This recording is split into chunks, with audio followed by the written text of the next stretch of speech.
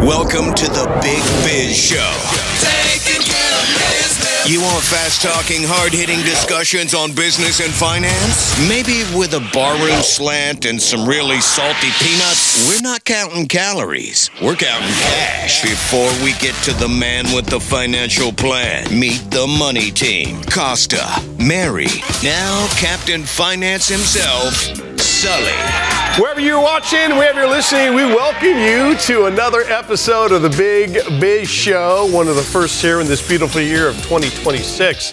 And a carryover from 2025 around these parts, we like to say, a big old howdy to ya. That is the Day Trader Trio, best in the business, no less than so. Well, it was until I said that. Back here at the bar, it's Costa, it is Mary Godwin, and it is our faithful leader, Sully. As, of course, from New York City, where it's balmy 41 degrees, which is Bermuda shorts weather for Manhattan. Howie Font, of course, joining us from New York. Our lead analyst here on the Big Biz Show. We had to go through JFK to get to South Carolina between Christmas and New Year's. And that little 15, 20 feet of off the airplane into the jetway where the elements affect you.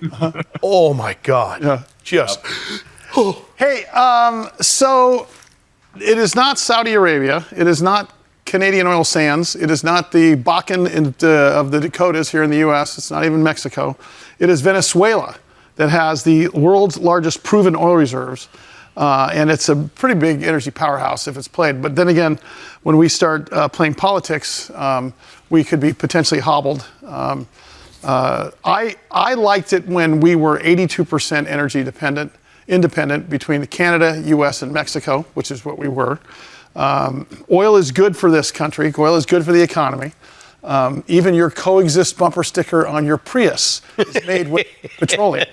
So let's understand that both sides have arguments about, but we're all using petroleum in every single thing we have, including the Apple cord that is charging my phone. Oh yeah, made fully out of petroleum. So Howie, this is obviously I'm glib here. Because Venezuela is such a dichotomy. It's an economic collapse. It shouldn't be. It's because of the corrupt government there. But these guys are producing 3 billion barrels per day.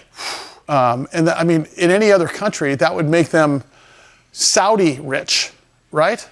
So talk to us about the lay of the land there and what the U.S. is doing and what we're not doing and so on and so forth. Yeah, so first of all, I just want to say in 2025, we had a lot of events that moved the market and were really important to the market, whether it was the Fed or the tariffs or something like that, where politics or government shutdown. But politics do affect the market. They can affect the market. There are things that happen there. I just want to explore kind of the economic implications of this. So obviously we have a big energy sector event here. So that's the lens I'm going to be looking at it through. And, that's why we cover stuff on the show. The 3 million barrels per day number was in 1999 when they were doing well, when they had fairly good infrastructure. But when the U.S. pulled out and put on sanctions and everything, that went away. So we're looking more at like 800,000 barrels, and that all goes to China. So what's kind of interesting is the move yesterday when the market opened was kind of muted as far as the response from this new supply that's going to come online. And that's because it's going to take probably 10 years, and we don't know where it's going to come from. And Venezuela could give us 3 million barrels per day again, but does that go to Texas? Does that go to the Pacific? It's really interesting to see how everything kind of shifts because the Canadians have the same kind of oil as the Venezuelans do. But doesn't it come down to heavy. Does this all come down to if American oil companies decide to refurbish or rebuild the infrastructure down in Venezuela? Is that really what it comes from? Yeah, and that's going to take $10 billion a year for 10 years of infrastructure investment, and you have to really assess, if they can be trusted to give us. Is the new government going to let me in? Right, yeah, right. Exactly. If we put that much money in there, we want to make sure we get our oil out, right? It's a quid pro quo. We're building that infrastructure for ourselves, but under the guise that we're giving Venezuela a new open market economy and a new free market economy in the world of energy. But what we have to trust is 10 years down the road, it may work fine while we're building the infrastructure, but 10 years down the road when the infrastructure is already built, What's to keep them from shutting the pipeline off, keeping our equipment, kicking our people out, so on and so forth? Yeah, to be clear, it would be American oil companies building the infrastructure, and they would profit from that. But the Venezuela can make whatever arrangement it wants as far as the split between what's owned and what's not. And other countries, other OPEC countries, have various relationships. Saudi Arabia's Saudi Aramco is one of the largest public companies. When it went public, it was the largest company in the world. So you can buy shares on the New York Stock Exchange of the Saudi oil operation if you want. So there's a lot of control that they can have. We want more supply for the world and more local in the Western Hemisphere supply. That's why it's in the U.S. interest. Honestly, what would happen from what I'm reading is since they have the same kind of oil as the Canadians, the Canadian oil would go on Pacific-based pipelines and probably go to China, and we'd take the Venezuelan oil and send it to Texas. It makes. But it still takes Russia out of the. It takes Russia out of the picture, though. It takes Russia out of the picture. I'll take that equation. Well, Howie, that was going to be my question. What is the sharper of the edges on the sword? Is it getting rid of a dictator that apparently a lot of Venezuelans wanted out of the country, or is it shafting Russia and or China as far as them depending on that oil? I think the China-Russia thing is just as big as the part of the bigger picture, don't you? Yeah, I mean, listen, this was technically a law enforcement action, so. Yep. This is just when the government has said that when the U.S. government has said we're going to control Venezuela. That's like when Alexander Haig said, "I'm in charge now." I mean, that's coming from a perspective of incentives, right? So we've sanctioned their oil when they try to send out on certain tankers oil to the world, to China or wherever. We get a warrant, we stop it, and we're holding them back. As far as our control, if we loosen that up for changes in behavior, that is kind of the win-win there as far as Venezuela opening up its economy and being a freer nation. Howie, so talk about short-term, long-term here, in your opinion, over the next, let's say, 4 weeks to 6 months. Okay. Well, I would categorize this both as short-term. Nothing's going to happen, no new supply, nothing like that. It's going to be interesting to see what we think is going to be allowed, and that will affect our future projections. But that won't affect price that much. We're really going to have to check in 10 years and see, wow, was this worth it or not? The much ado about nothing thing is still wait to be, the tail wagging the dog, which is what everything Donald Trump does, I'm anxious to see what the real story is going to be, what the real issue is, and maybe this isn't an oil play. Yeah, it starts out as a law enforcement play, maybe ends up as an oil play. We'll see what happens. Well, it's really important that the first big economic news of the year was school on the brain. Was an energy sector based event because there's been so much AI hype that we think a lot of analysts are saying that there's going to be a move out of tech and more into energy, and we'll see that as a general theme whether or not this happens. So does that facilitate this even sooner is a big question as far as Howie Font for president. Always. Thanks, buddy. Our market analyst, best in the business, Howie Font. You'll find him all the time here on the Big Biz Show. Keep it right here. There is much more to come. Thanks for being along for us in 2026. We're back after this.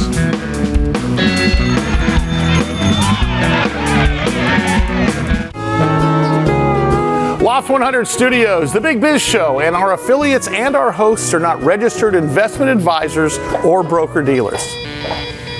Our show hosts make no commitment that the purchase of securities of companies profiled or otherwise mentioned in our programming are suitable or advisable for any person, or that an investment in such securities will be profitable in general. Given the nature of the company's profile and the lack of an active trading market for the securities, investing is highly speculative and carries a certain high degree of risk. We profile selected publicly traded and privately held companies on our program. Most of these companies that we profile have provided compensation to Loft 100 Studios and its hosts for the profile coverage. From time to time, we sell shares of the companies profiled in the open market that we receive as compensation for coverage of client companies. But never sell stocks if we are speaking about interviewing or covering up public company who has paid compensation. Specific questions on compensation can be obtained by contacting producer at sullyentgroup.com. Listeners should verify all claims and do their own due diligence before investing in any securities mentioned on this program. Investing in securities is speculative and carries a high degree of risk. We encourage our investors to invest carefully and read the investor information available at the websites on the Securities and Exchange Commission at sec.gov and or the Financial Industry Regulatory Authority, FINRA, at www.finra.org. I like it. Hey, is that a rescue plane? We are inside the Loft 100 studios here in sunny Southern California. Big Biz Show continues. Thank you for being along with us on the program. They are always with us. That, of course, is the immensely talented day trader trio. 1/3, I think, of the band Sullivan. Had a very 30%. 30%. Well, actually, not anymore. No, now it's more like 40%. 40%. Back here at the bar, it's Costa Mary Godwin, and of course, it is Sully. Great to see you today. Jennifer Ernst, the co-founder and CEO of Tivic Health, TIVC is their stock ticker, joins us, tivichealth.com. Really exciting because we got to visit her in December at the manufacturing facility with a couple of her team members. And of course, Tivic harnessing the immune system to improve outcomes for radiation poisoning, which is not only a military application, but of course may open. I mean, when you have things like this, it also opens the door back up to energy. Jennifer, good to have you along today again, and a happy New Year to you. I know you've been working the entire holiday season. I can attest to that. Yes, we were. Well, you were. I think I got an email, a text message for New Year's Day even. I mean, it was not even a single day off for her, even to watch her beloved 49ers. The question I have for you with respect to the acquisition of the manufacturing and facility and such. Talk about that, because this is a big $90 million plus financing package. This is a lot of great things in one place. Why don't you bundle up for us what it means for you guys as a company, and then what it means for 2026? Okay, so 2025, we started a transition basically out of consumer health tech and into the biologic space. Right now, we are a late-stage biotherapeutics company. So we have a product that's on the cusp. We have a meeting in January with BARDA, the advanced U.S. agency, talking about stockpiling the drug for acute radiation syndrome.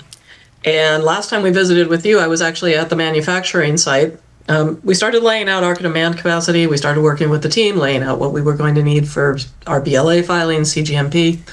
Started becoming quickly evident we were about to become their largest customer by far. So in December, we inked a deal that included acquiring the assets, acquiring the entire facility, all of the testing, processing, process development, analytic, and the production capacity in San Antonio from the company we had been working with. And that's where we visited you. By the way, this is the lesson that you learned in business school in the 80s called vertical integration. And we haven't seen this in a long time, but this is a perfect example of vertical integration at its finest in the new economy. It is, and I know it's a little out of fashion, but consider that prior to this acquisition, I didn't even have a place to do bench science, much less scale up batches.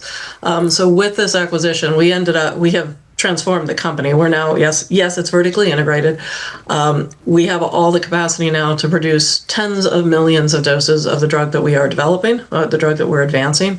We have the capacity to do everything we need, and we control the timelines, which is a big, big deal for us. Going out of house for CDMOs, or what they call the CDMO services, the manufacturing services, we quoted at other sites to get to the scale up level, and it was going to take 2 years to get us into the queue. Well, plus you have to fight your way to the top and fight your way to get in front of the other guy, and then so on and so forth. I mean, now that you pay for it. I guess the question comes to mind as this co-founder and CEO.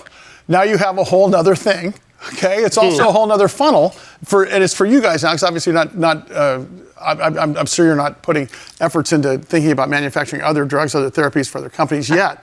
But at the same time, does it replace what you're going to have to do anyway in terms of finding manufacturing, and it's just more efficient for you in management as well? Completely. Yeah. It allows us to be, I mean, what would have taken us, we would have been months in contract negotiation. We're up and running now. I mean, we run batches, we've got testing in process. It accelerates us on so many levels. And to your point, there is excess capacity there. So if we're going to fully leverage the asset, we will be looking at bringing some other customer opportunities in through there. It is an additional revenue stream for us. But this first couple of months as we're getting up and running there, it's about the batches that we need in order to verify the manufacturing procedures to file with the FDA. Right. I mean, we're right in that process. I think you've asked me before, where are you on the football field? Yeah. This is like getting down to the 3-yard line. I was going to say, you were a 10-yard line when we first met you. You're second and 3. This is looking good. Jennifer Ernst, co-founder, CEO, Tivic Health, ticker symbol TIVC. Jennifer, I worked at the San Diego Zoo in high school, and we had a microwave oven in the employee lounge that worked when the door was open, so I might need some of those, some of those batches. When you talk about stockpiling, is it a central stockpile for the government, or is it sent out to a bunch of different areas? Because I would assume if you're exposed to radiation, the quicker you're getting the drug in your system, probably the better. And that opens up the international question too, right? Yeah. Right. There are a couple of different ways that the government sources. For what we're talking about right now, we would be manufacturing batches, keeping them at the San Antonio site on ice, and having them ready to deploy. And what's one of the great advantages of San Antonio, being in the Texas location, is we can airlift drugs out of that site within, you're within 3 hours of any place in the United States. So the first customer we're talking to about deployment is the agency, the government that worries about the U.S. soil, worries about attacks or bombs or other hazards in the U.S. itself. So ideally situated location. There are 5 military bases around San Antonio area, so there's plenty of opportunity, and also 2 major airports within an hour radius, right? So there's plenty of opportunity also to use that as a hub for international distribution.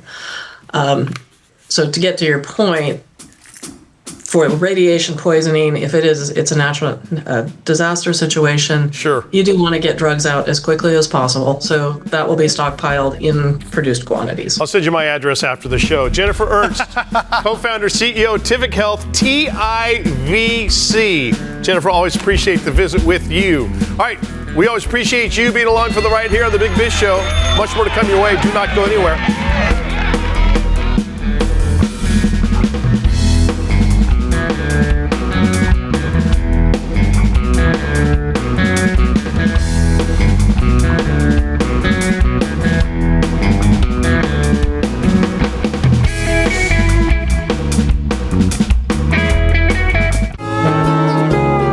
Loft 100 Studios, The Big Biz Show, and our affiliates and our hosts are not registered investment advisors or broker-dealers. Our show hosts make no commitment that the purchase of securities of companies profiled or otherwise mentioned in our programming are suitable or advisable for any person, or that an investment in such securities will be profitable in general. Given the nature of the company's profile and the lack of an active trading market for the securities, investing is highly speculative and carries a certain high degree of risk. We profile selected publicly traded and privately held companies on our program. Most of these companies that we profile have provided compensation to Loft 100 Studios and its hosts for the profile coverage.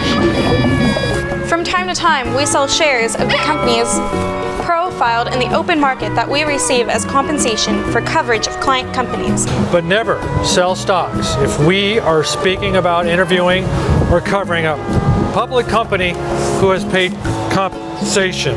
Specific questions on compensation can be obtained by contacting producer at sullyandgroup.com.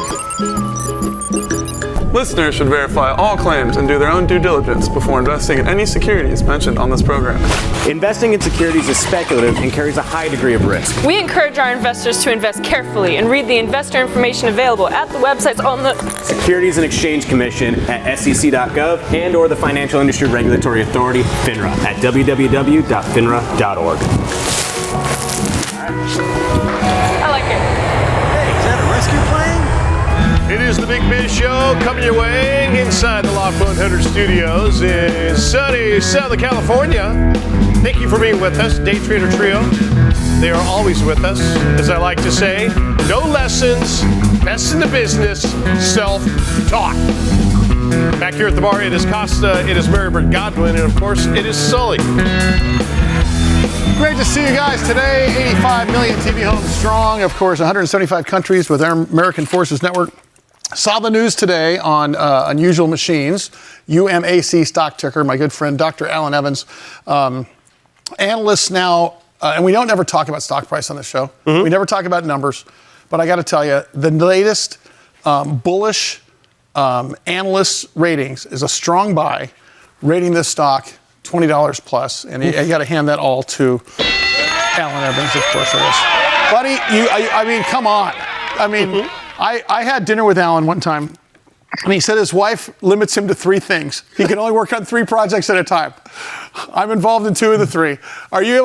With things going the way they're going, are you able to keep it to 3 this year also, Allan, or is it going to be more like 4 or 5? It might have to be 2. I mean, it's going so well. Sometimes the things, fade to the side, like shaving. Yeah. I decided apparently that I don't have time for that, even if I'm going to be on TV. So that's a mistake. No, that's good. At least you got your sleeves rolled up. Hey, catch us up from the last time we visited a couple weeks ago to where you are now in terms of some of the government stuff that's happened, how it affects you, and then obviously a turn of events here in the last couple of days, analyst ratings and so on and so forth. Kind of wrap it all up for us, if you would. No problem. A few things happened right before Christmas. The government was a little bit early. The FCC put out a ruling, which was expected, which was going to ban DJI drones. But the ruling came in very different than everyone expected. The FCC basically said all foreign-made drones and drone parts won't get new FCC licenses.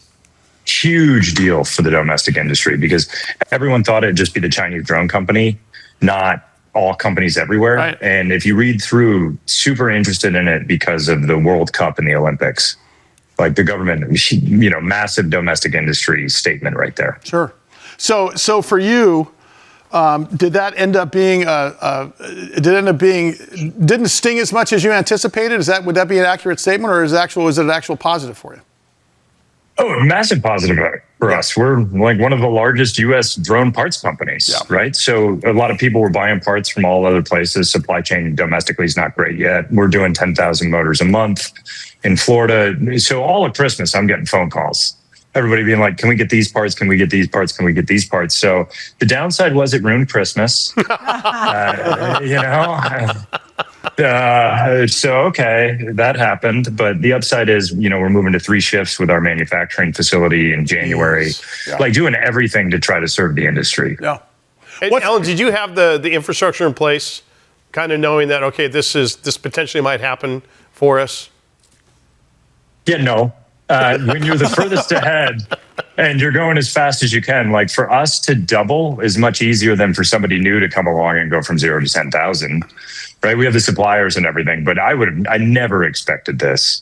So I don't think anybody did. It's pretty massive. And then at the same time, like the Friday before the Monday where this happened, the Department of War put out the gauntlet request for submission, and that's to order 30,000 and then 60,000 and then more and more drones in the size category where we make parts all under 5,000 and again with a preference for U.S. manufacturers. Sure. So these 2 things happened kind of at once, and we've been very busy. The interesting thing for people watching this as they see this stock go from, I'm not going to say infancy, but certainly a lot different story a year ago than it was today. How do you sort of bifurcate your next duties? I mean, how do you triage what's next for you guys? Because you've got a couple options here, and some are moving faster than others, and some are going to be more profitable than others. How do you make the decision what you do Q1 versus Q3 for this year, or has it already been made?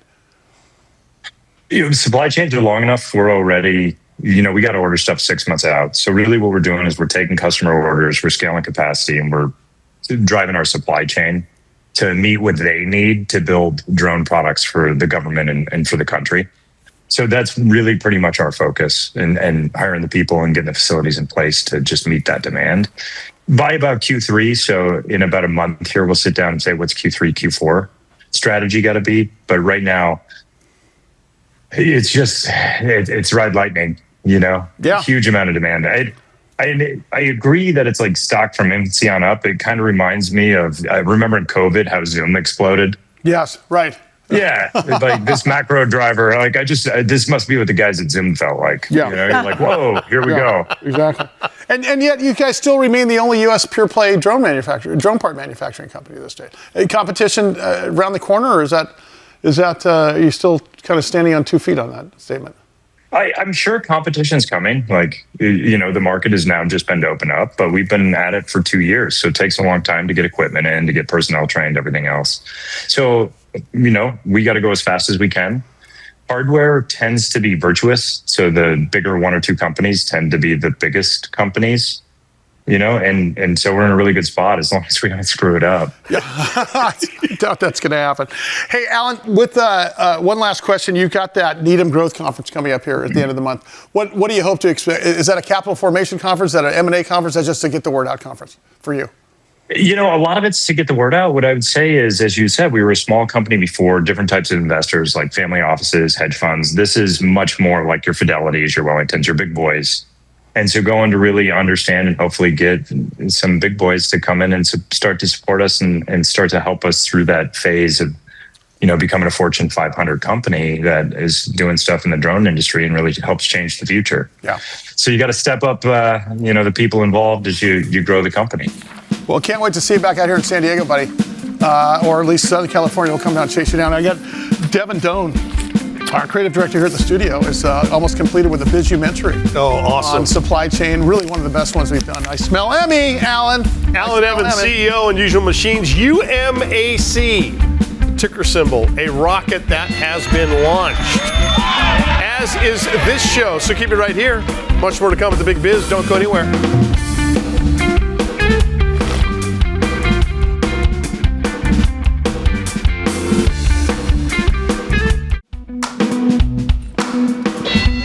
Big B Show continues.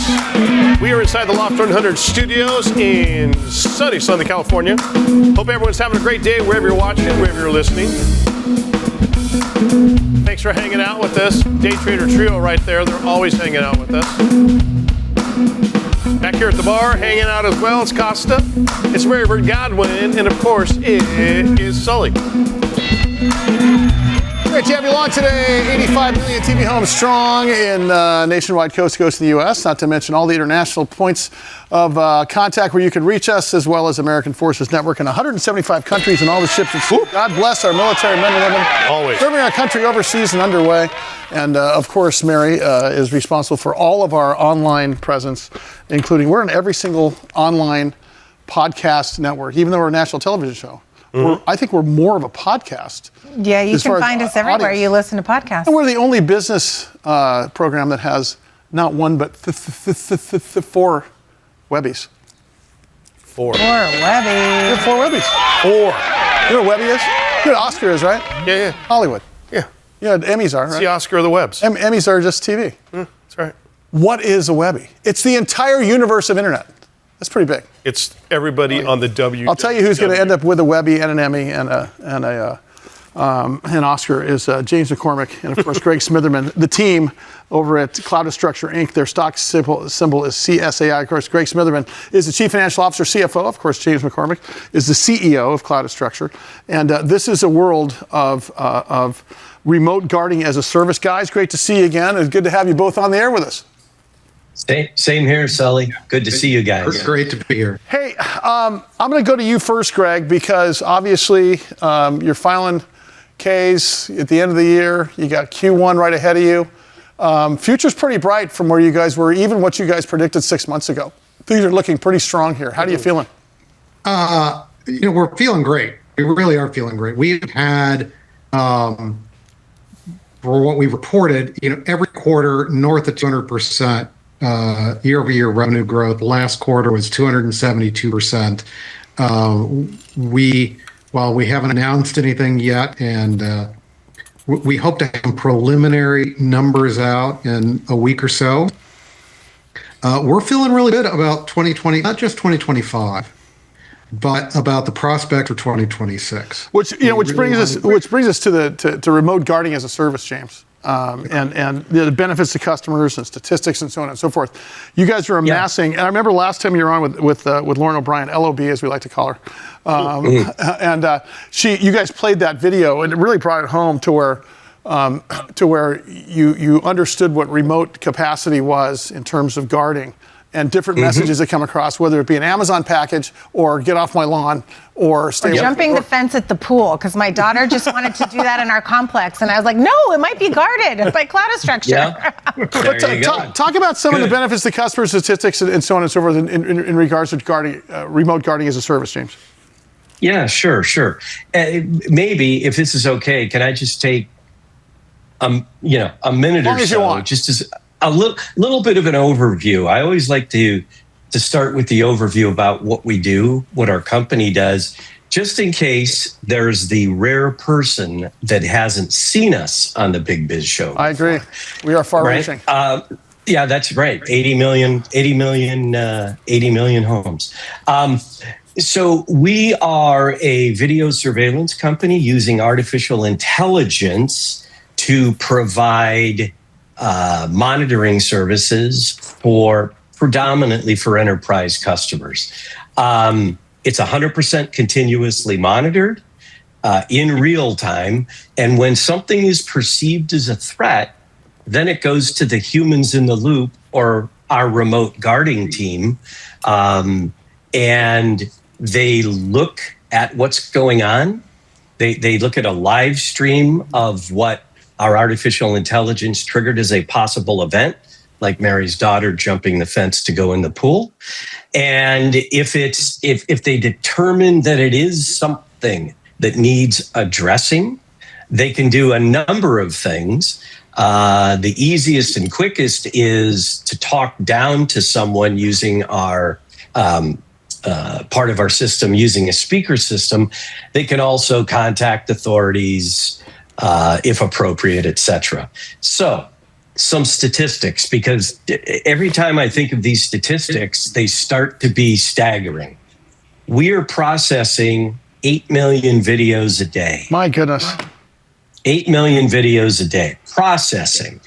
A subset of those go to the remote guards where our artificial intelligence says, this is something that needs to be addressed. Right. And here's where it gets interesting. 94% of the time, the guards look at the live feed, they determine that no further action is required. So that means 6% of the time, there needs to be a talk down or an escalation to security or police or something. And when we just had a quarterly review with the remote guarding team today, and there's some additional interesting statistics, like the highest percentage of incidents is actually related to loitering, trespassing, unhoused individuals, those sorts of things, right? The next one is interventions that require police, fire, or other medical emergencies. So it goes from loitering all the way to rolling police or fire. That's really interesting. Yep. How quickly it is. how quickly that kind of escalates. Because you would think oftentimes you don't roll the cops until there's an actual break-in or so forth. But it goes from just nuisance to actual threat potentially or prevention. James McCormick is the CEO of Cloudastructure, Inc., ticker symbol CSAI. His CFO, Greg Smitherman, with us here on the Big Biz Show as well. Greg, you mentioned 200%. You gave a figure there a couple of minutes ago. And is that a byproduct of the world being not as safe, or is it the converse, a lot of people saying, hey, we went with Cloudastructure and we've never felt safer? I think it's a bit of both, because one of the things that James didn't get to when he was talking about we have to call somebody, before we call people, our guards talk down, and 98% of the time, the problem is resolved just by their intervention saying, you're on camera, you shouldn't be there, time to get out. Yeah. And off they go. So that is actually what our customers come to us for. They're like, wow, we we could really utilize that would really benefit our tenants. So it's a host of things, right? People are, with all that's going on in the world, feeling less safe. Sure. They want more protection. There are a lot of things are going on. We're able to leverage our AI very effective, right? A person can't watch 8 million videos a day. Our AI can. God. So it's a host of things that people say, we're not feeling safe. What are the best solutions? And they're coming to us. It really meets their needs very, very cost effectively. Hey, James, by the way, Cloudastructure team's here today. Greg Smitherman is the CFO, James McCormick, CEO, Cloudastructure Inc., CSAI is their stock ticker. James, when you talk about, let's talk about categories of protection, whether commercial, storefronts, multi housing. Can you give us some sort of a breakdown of what you concentrate on and what reality is in terms of what you're protecting? Sure, of course. So the first major category for us that we started in, spent years penetrating, and it's going exceptionally well. Sure, of course. So the first major category for us that we started in, spent years penetrating, and it's going exceptionally well, is multifamily housing. Apartment complexes, high rises, garden style, whatever the case might be. That is a very, very important and growing part of our revenue base. And we were talking, Greg was just talking about, or I think Mike brought up the concept of people not feeling safe. Based on our statistics, 85% of property managers in multifamily report that crime is on the rise. Wow. So that's a very logical a vertical for us. We've also recently announced foray into transportation and logistics.